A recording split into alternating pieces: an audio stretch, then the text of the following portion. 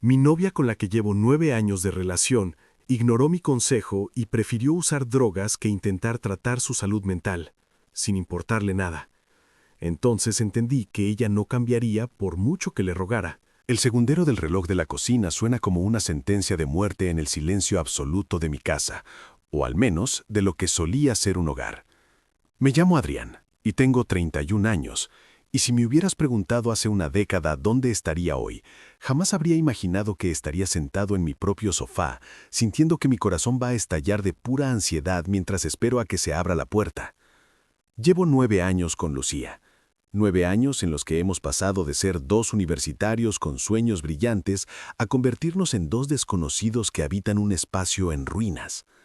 Al principio todo era luz, pero en los últimos 2 años la oscuridad se ha tragado cada rincón de nuestra relación.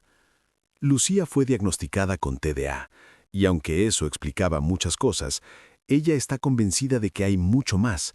Se ha autodiagnosticado como autista, y aunque yo no tengo ningún problema con las etiquetas, porque yo también cargo con mis propios demonios y ansiedades, el problema real es que se ha rendido. Ha dejado que la enfermedad, o su percepción de ella, sea el timón que dirige nuestra vida, y ese timón nos está llevando directo hacia un acantilado. La casa es un reflejo de su mente, es un caos que me asfixia. Hay restos de comida en lugares donde no deberían estar, pilas de ropa que huelen a humedad y platos acumulados que parecen monumentos al abandono. Intento limpiar, intento seguirle el ritmo, pero es como intentar vaciar el océano con un dedal. Ella tiene momentos de frenesí, como ella los llama, donde limpia compulsivamente durante 1 hora, pero luego se desploma y el ciclo vuelve a empezar. Lo más doloroso es el tema laboral. Lucía siempre ha pagado su parte de las facturas, pero no puede mantener un empleo. Dice que no volverá a trabajar a tiempo completo hasta que logre montar su propio negocio. Pero su negocio es una serie de proyectos paralelos que mueren antes de nacer. Se obsesiona con una idea, compra materiales, llena la casa de trastos y a los 3 días abandona el proyecto para sumergirse en el siguiente. Ahora solo trabaja 3 días a la semana y el resto del tiempo lo pasa pegada al móvil, durmiendo o simplemente desconectada del mundo. Mientras tanto, yo trabajo jornadas extenuantes, no porque nos falte el dinero, sino porque tengo el pánico constante de que si yo no ahorro para el futuro, no habrá futuro para nosotros. Volver a casa después de 12 horas de trabajo y encontrar el fregadero lleno de moho y a ella en el sofá viendo videos sin fin es algo que me está matando por dentro, literalmente. Mi doctora me obligó a llevar un monitor cardíaco porque mi presión arterial está por las nubes y sufro de palpitaciones constantes. Al principio pensé que era el café o el estrés del trabajo, pero al llevar un diario me di cuenta de una verdad devastadora. Mis niveles de estrés se disparan cuando cruzo la puerta de mi casa. Siento un nudo en el estómago cada vez que oigo sus llaves en la cerradura. Mi espacio seguro, la mujer que era mi refugio, se ha convertido en la fuente de mi mayor terror. Ya no puedo hablar con ella. Cualquier crítica, por suave o cuidadosa que sea, es tomada como un misil directo a su autoestima. He aprendido a caminar sobre cáscaras de huevo, midiendo cada palabra, cada suspiro, temiendo que una simple observación sobre los platos sucios termine en una explosión de gritos y acusaciones. Estoy agotado. Siento que una parte de mí está muriendo lentamente en este estado de alerta permanente. Mi terapeuta me dijo algo que me cambió la perspectiva. Adrián, necesitas poner un límite, no por ella, sino por tu propia supervivencia. Yo siempre he sido alguien que cede, alguien que prefiere sufrir en silencio antes que causar un conflicto, pero ya no puedo más. Si no pongo un límite ahora, mi corazón simplemente dejará de latir en algún momento de esta angustia. Así que, con todo el dolor de mi alma, decidí que era hora de enfrentar la realidad. Sabía que la conversación sería difícil, pero no estaba preparado para la frialdad que vendría después.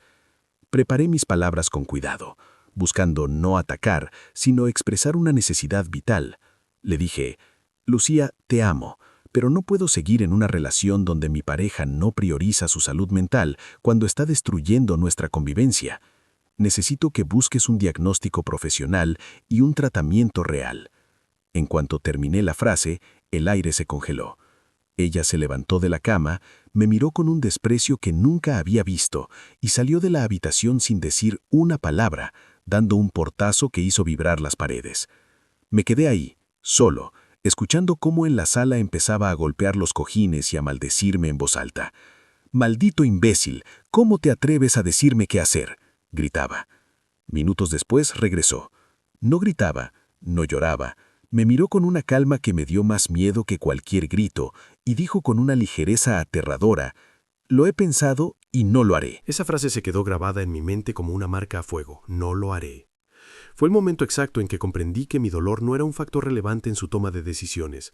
No le importaba que yo estuviera medicado por la presión, que sintiera palpitaciones al verla o que viviera en un estado de pánico constante.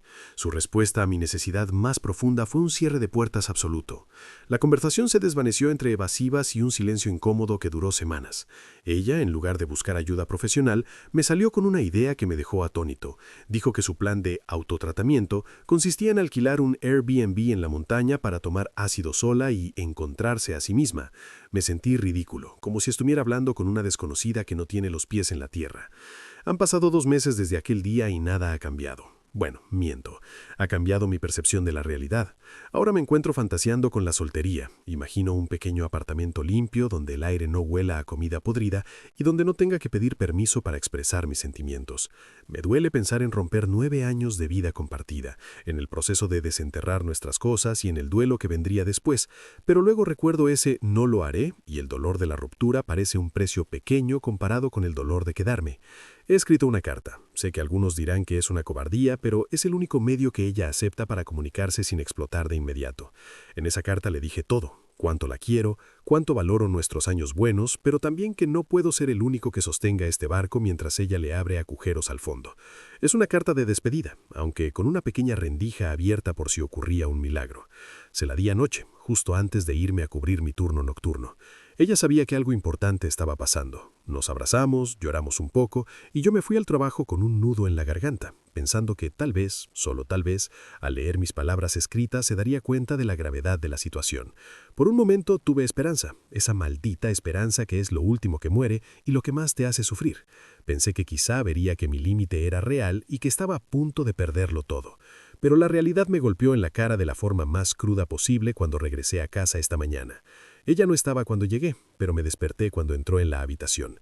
Estaba extrañamente callada, con una energía fría que llenara el cuarto. Tratando de ser amable y de abrir el diálogo, le pregunté cómo le había ido la noche. Su respuesta me dejó helada la sangre. «Me saboteaste los planes», me espetó con rabia. Al parecer, en lugar de ir a la noche de chicas que tenía planeada con sus amigas, se sintió tan afectada por mi carta que tuvo que ir a buscar consuelo con otra persona, arruinando su diversión. Me quedé atónito, con la boca abierta, sin poder creer lo que estaba oyendo. Le dije que no era justo, que yo le entregué mi corazón en esas páginas y que ella solo podía pensar en que su noche de fiesta se había arruinado. Su respuesta fue contundente: «Bueno, aunque no fuera tu intención, me arruinaste la noche. Ni una palabra sobre mi salud, ni una palabra sobre nuestra relación, ni una palabra sobre el futuro. Solo el reproche infantil de que su entretenimiento se vio interrumpido por mi intento desesperado de salvar nuestra vida». En ese momento sentí que algo dentro de mi pecho finalmente se desconectaba. El monitor cardíaco en mi brazo empezó a pitar suavemente, avisándome de que mi pulso se estaba acelerando de nuevo. Le dije que hablaríamos cuando estuviera lista. Me di la vuelta en la cama e intenté cerrar los ojos, aunque sabía que el sueño no vendría. ¿Cómo puedes competir con un nivel de egoísmo tan absoluto? ¿Cómo puedes construir un hogar con alguien que ve tu grito de auxilio como una molestia que arruina sus planes sociales? Estoy aquí, esperando a que termine su turno de trabajo, mirando las paredes de esta casa que ya no reconozco. Siento que estoy en una sala de espera, esperando el momento de recoger mis maletas y salir hacia una vida donde no tenga que pedir disculpas por querer estar sano. La tristeza es inmensa, es un océano oscuro que me rodea, pero por primera vez en años, esa tristeza viene acompañada de una pequeña luz de claridad. Me doy cuenta de que no estoy perdiendo a la Lucía de la que me enamoré, porque esa mujer ya se fue hace mucho tiempo. Estoy perdiendo a una sombra que me consume, y aunque el vacío que deje sea enorme, al menos será un vacío en paz. Me pregunto si ella se dará cuenta algún día, cuando esté en su casa sucia y sola, que el sabotaje no fue mi carta, sino su propia negativa a cuidarse y a cuidar a quien más la amaba. La mañana avanzaba lenta y pesada. El silencio entre nosotros era tan denso que casi se podía tocar. Lucía se movía por la casa con una indiferencia que me resultaba más violenta que cualquier insulto. No hubo una disculpa, ni un leí tu carta y entiendo por lo que estás pasando. Nada. Solo el sonido de la cafetera y el roce de sus pies sobre el suelo que yo había trapeado el día anterior. Me levanté y fui a la cocina, sintiendo que cada paso pesaba 1000 kilos.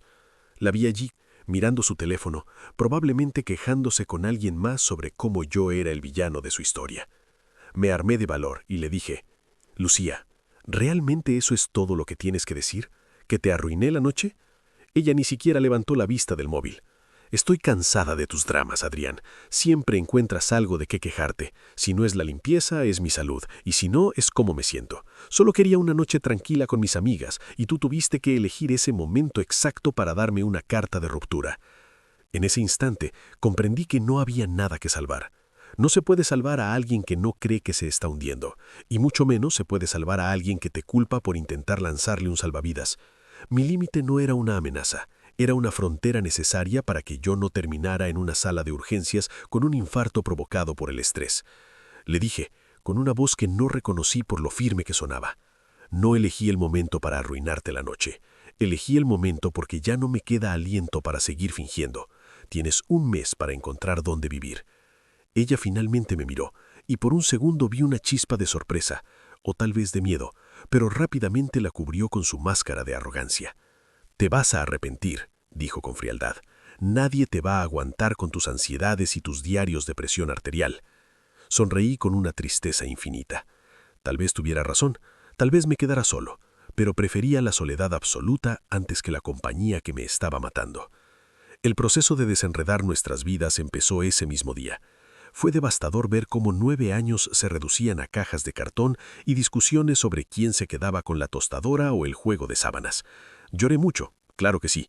Lloré por el futuro que no sería, por el perro que nunca tendríamos y por la versión de Lucía que vivía en mis recuerdos. Pero cada vez que sentía debilidad, miraba mi monitor cardíaco. Los números estaban bajando. Por primera vez en meses, mi presión estaba en niveles normales. El nudo en mi estómago empezó a deshacerse, dejando paso a una sensación de libertad que me asustaba y me emocionaba al mismo tiempo. Lucía se mudó 3 semanas después. Se fue dejando una estela de reproches y asegurando que yo era el que tenía los problemas mentales por no entender su proceso. Cuando cerré la puerta tras ella por última vez, me senté en el suelo de la sala vacía. El aire se sentía diferente. La casa estaba en silencio, pero ya no era un silencio tenso, sino un silencio de posibilidad. Han pasado 6 meses desde entonces. Mi salud física ha mejorado drásticamente. Ya no tomo medicación para la presión y mis palpitaciones han desaparecido por completo. Mi casa está limpia, huele a jazmín y a café recién hecho, y ya no me sobresalto cuando suena el teléfono. He aprendido que amar a alguien no significa convertirse en su mártir. He aprendido que poner límites es la forma más alta de respeto hacia uno mismo. A veces todavía me pregunto si ella llegó a alquilar ese Airbnb o si sigue saltando de proyecto en proyecto, pero ya no es mi carga. He empezado a salir con alguien, una persona que entiende lo que es la comunicación recíproca y que me pregunta cómo estoy, no porque se sienta obligada, sino porque genuinamente le importa. La vida sigue, y aunque las cicatrices de esos 9 años siempre estarán ahí, ahora las veo como recordatorios de mi propia fortaleza. Si estás pasando por algo así, si sientes que tu pareja es un agujero negro que te succiona la vida, pon ese límite. No esperes a que tu cuerpo te lo exija a gritos. No es egoísmo, es supervivencia. Y te prometo que una vez que el ruido de la toxicidad se apaga, la melodía de tu propia vida vuelve a sonar con una claridad que te hará preguntarte por qué tardaste tanto en escucharla. Hoy me siento en mi balcón, miro las luces de la ciudad y respiro profundo. El aire entra en mis pulmones sin obstáculos. Mi corazón late a un ritmo tranquilo y por fin, después de mucho tiempo, me siento seguro en mi propia piel. La historia con Lucía terminó, pero mi historia apenas está comenzando y esta vez yo soy el dueño de mi propio destino. Y bueno, hasta aquí llega la historia de hoy.